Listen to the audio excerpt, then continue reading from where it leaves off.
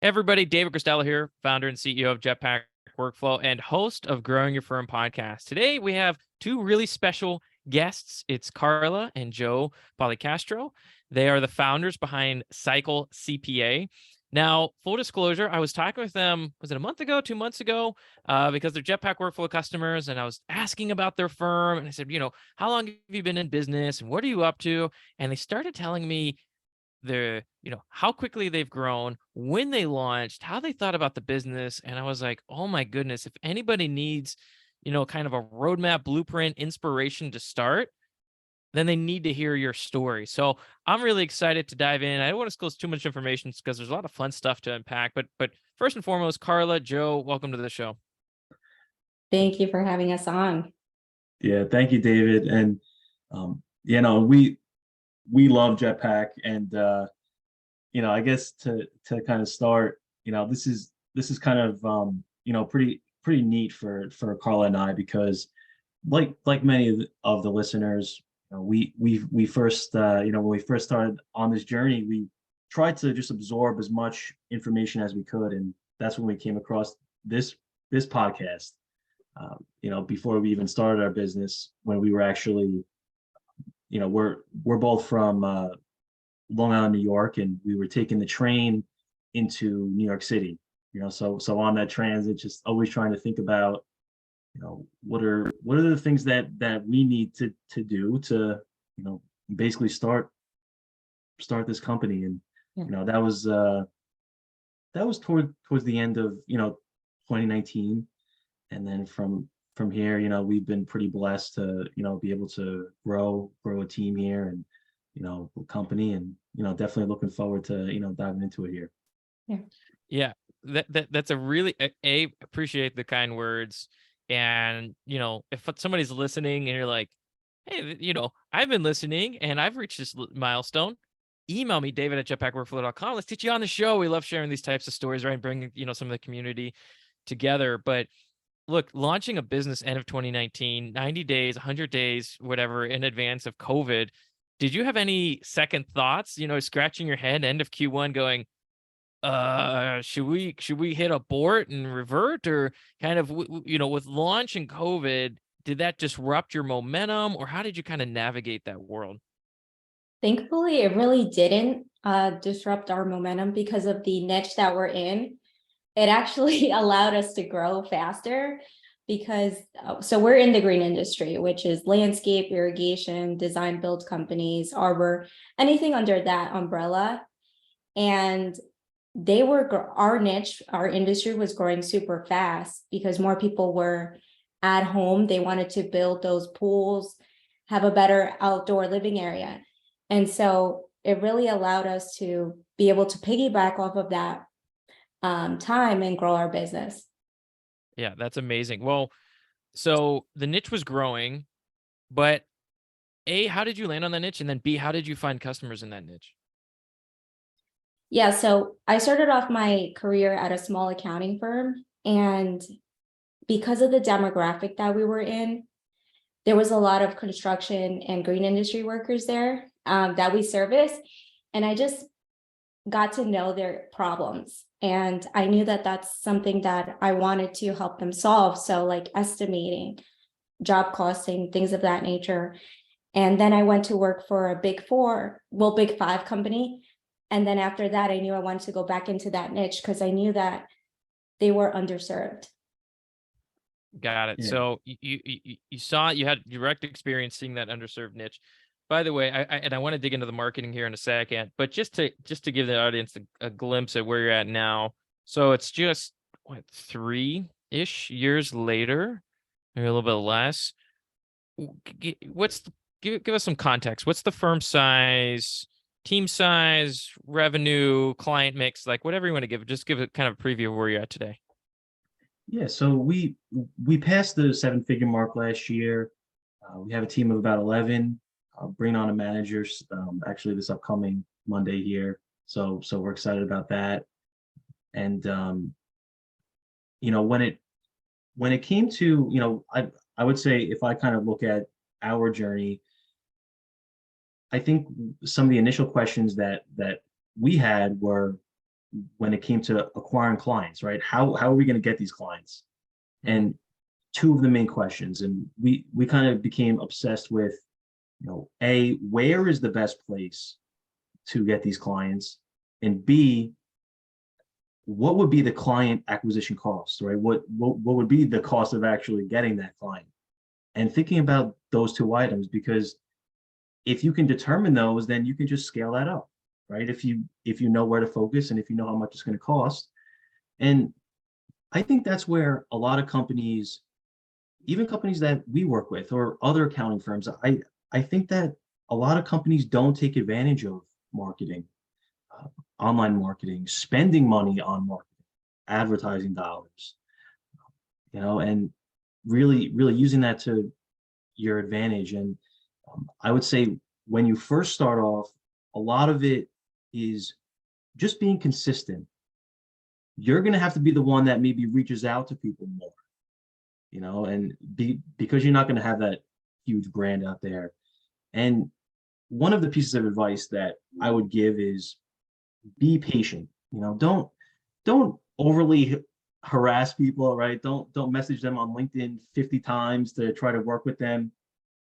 Try to present the value that you provide through your marketing in as many channels as you can. You'll find your strengths and you can focus there. And I think that would be some of my biggest recommendations there. And, well, Joe, let me ask then. So I love that thought process of like, well, we have our niche. So where do they exist, online, offline? What can we afford to spend to maybe acquire them?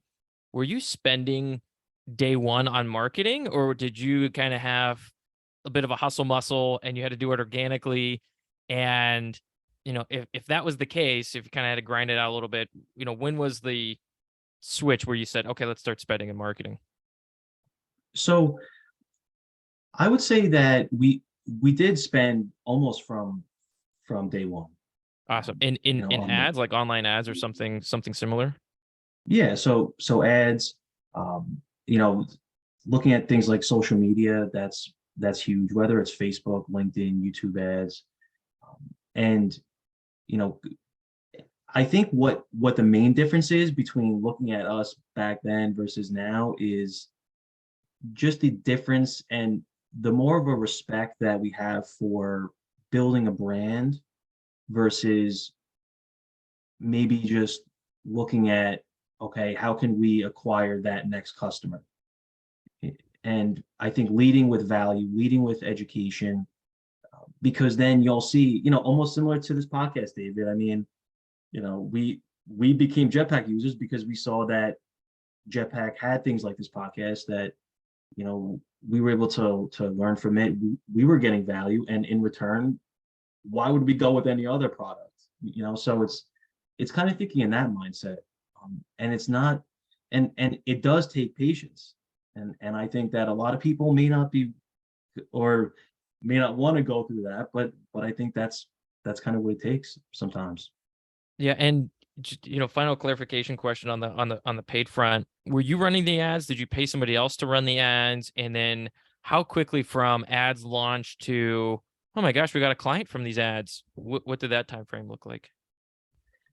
So I would say for the ads, what it really comes down to most is trying to get people. And I saw you did a podcast on this about a month ago or something like that. But about trying to get people within your funnel and trying to get as many contacts as you can, because people may not need your service right now, but you want them to be, you want your company to be front of mind when they are looking for that kind of service.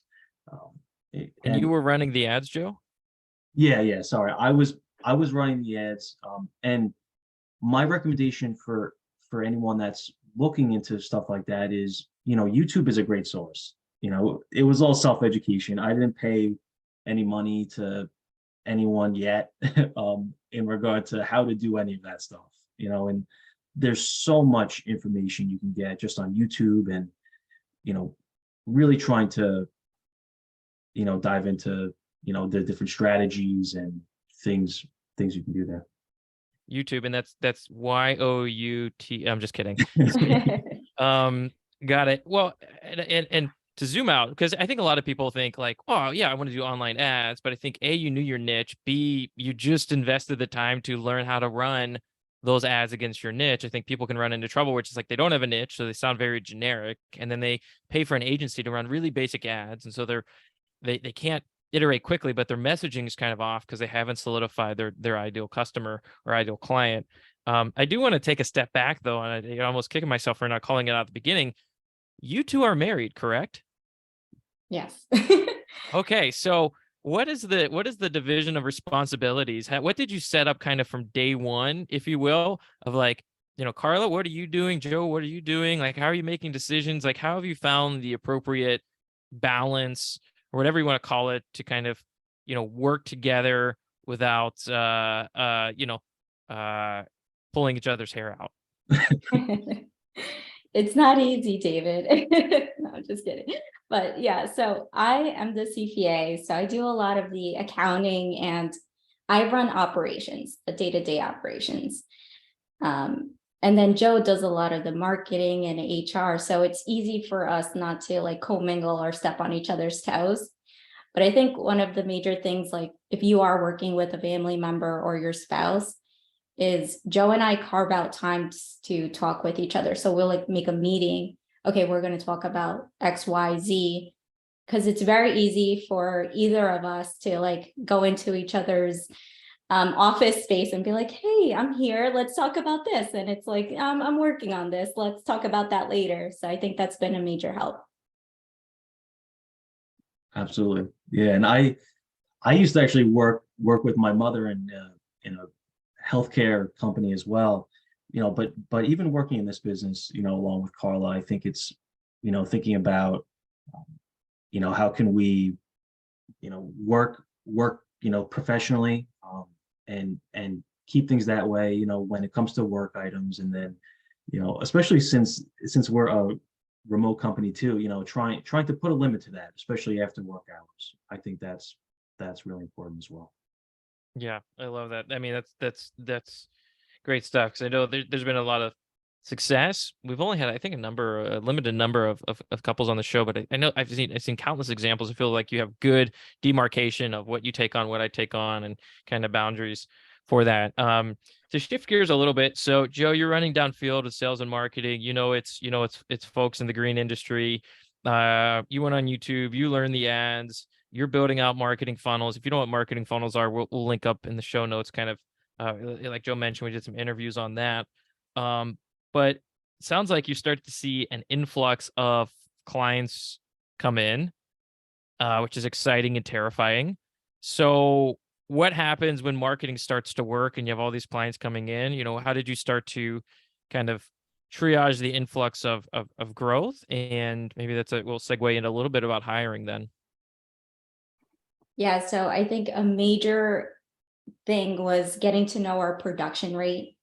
Our production rate is, it's how long it takes for our staff to be able to do the bookkeeping for a client, right? And because we provide the advisory level services too, it's how long does it take to prepare for a client? How long does a meeting take, right? And I think the transaction side of the bookkeeping work, that needs to be measured, right?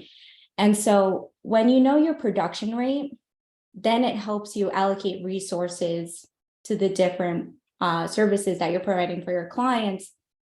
And it allows me to see when a staff member's capacity is about to be met. And then we get into hiring mode at that point. So unpack the formula for production rate for me. So for folks at home that want to recreate production rates in their firm, what specifically are you measuring? So one of the major things is for us is transaction count, doing the bookkeeping. So that's recording a transaction and reconciling. How long does that take for our staff? So measuring the transaction count divided by the amount of hours or minutes that it takes, and that gives you the transaction count by minute, right? And then the meeting time, seeing looking at historical data, seeing how long it takes us to prepare for a certain meeting that we're going to have. So we have quarterly meetings with clients and monthly meetings. And then how long does it take to prepare for a meeting? So I use historical information to derive all of that based on transaction count and then revenue size of the client. I see. And so is everybody using a timer to kind of monitor what they're doing? Or are you looking at just when things are checked off divided by, allocated hours worked or something like that? Yeah, so everybody's using a timer, not because we don't really believe in like billing the client by the hour or anything. But we do use a timer to keep track of things for capacity reasons. Yep. So then you look at time spent on a certain service level by individual, and then what are the indicators of when it's time to hire? Are you looking at 80-90% plus looking at the pipeline on the front end, or does it have to get over 100% for a certain period of time? How are you thinking about those leading indicators? Yeah, so because we're on a reoccurring basis, we do like the monthly bookkeeping and quarterly or monthly meetings, and that's on a recurring basis. What we do is we allocate clients to our new staff member, right? And then when I see that, depending on how many clients I allocate and how long I know that those clients are going to take and so on, if that client, if that staff member is 50% at capacity, right? They're not at 100% yet. Then I communicate that with Joe and he will go on and start the hiring process for the next staff member. And like I said, that's also helped me with knowing what our efficiency rate is, because I also look at, okay, well, this is the time that we have budgeted for this certain project. This is what was the actual time. Why did we come up short or over? And how can I fix that in ongoing processes? It can also help you with your pricing strategy too. Like even we do value-based pricing too, but we have to have a starting point. We need to know how long it takes us to do certain things. And then you can add on the value pricing, whatever that means to you and your firm. That makes perfect sense. And so, Joe, you handle hiring. So, Carly, you kind of see you read the tea leaves, and then Joe takes on hiring. Oh, one follow-up question on production rate. How often are you viewing this? Is this a weekly, bi-weekly, monthly thing, or what's the cadence you're looking at this information? Yeah, so the transaction count stuff, like I already know that for our firm, and I'll probably remeasure it next year or whatever it is. But for cleanup projects, we have cleanup projects. So what that is when we take on a client, they may need some accounting work, done to get them caught up or whatever that is. So that I'm measuring every day once we get a cleanup job done, and seeing what the budgeted versus actual hours was on that. But then as far as me allocating new clients that we're getting into a staff member, that's being done every day, because I'm tracking, and it's important to track your employees and how much revenue is allocated to them, right? Revenue per employee, that's what we track every day. And then gross profit per employee. Yeah, and each company is going to have their unique production rates. Like how fast does it take them to perform the work? Almost similar to how we talk to landscape companies. A common scenario is you have a business owner, they're working in the field, they're mowing the lawns, doing things like that. They know, and they need to determine how long it's going to take them to perform that work on that specific property, how long it takes for them to mow this much, square footage or this much mulch to put down. If they know that, and when they start to work more on the office and hire people into that position, then they're confident and they can hold those employees accountable to those rates, to how fast that they know that work is going to be completed. So I think with any service-based company, it's an important thing to really understand well. Yeah, well, and getting into hiring, last year, going into this year too, honestly, everybody's talking about how hard it is to hire, turnover, retention. Did you experience these challenges, or were you the up and comer that was pulling folks away from the big four, or somewhere in between? Yeah, I would definitely say that I think there's definitely a shift, within the accounting industry. And I think that we're on the side of that I think is, a little bit advantageous when it comes to being a fully remote firm and operating in more of a modern way. We don't manage based on, fear or, having people work, 70 hours a week. I think just by doing that, just by being, I think, trying to be the best people that we can, um, and there's really no, magical trick to it at all. It's, but I think just operating that way, I think you're almost already at an advantage.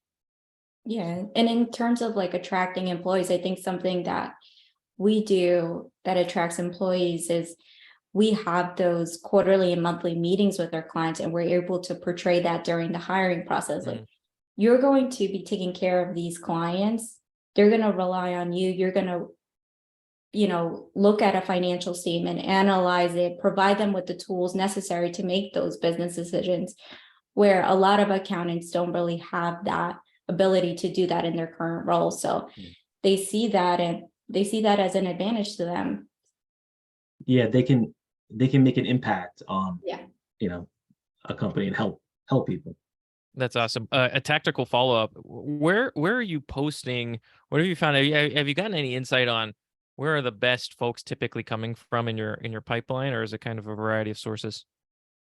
So again, I mean, I wish I could say that there was a special strategy to it, but really looking at I think some of the common things like Indeed, ZipRecruiter, LinkedIn, those are really kind of the major items Yeah. there. So traffic sources are generally the same, but it's how you craft the story and what you convey to the applicant that's the most important thing. Um, to jump around a little bit, I think sometimes industries like the green industry, and I think there's others you can kind of bucket into here. There are so many operators in that industry, but the operators are sometimes disproportionately small operators that people fear that you can build a business in a niche like that. And so by extension of that, I'm curious, um, you've obviously grown really quickly. You passed a major milestone, 7 figures. Like everybody wants to reach that. So few people do. So kudos to you all for doing that. Um, what is the range of prices you bring to the market for your niche? What is like kind of the low, and it's probably evolved over the last couple of years, of course, but it's like at the low end, what's somebody paying you, and at the high end, what's somebody paying you?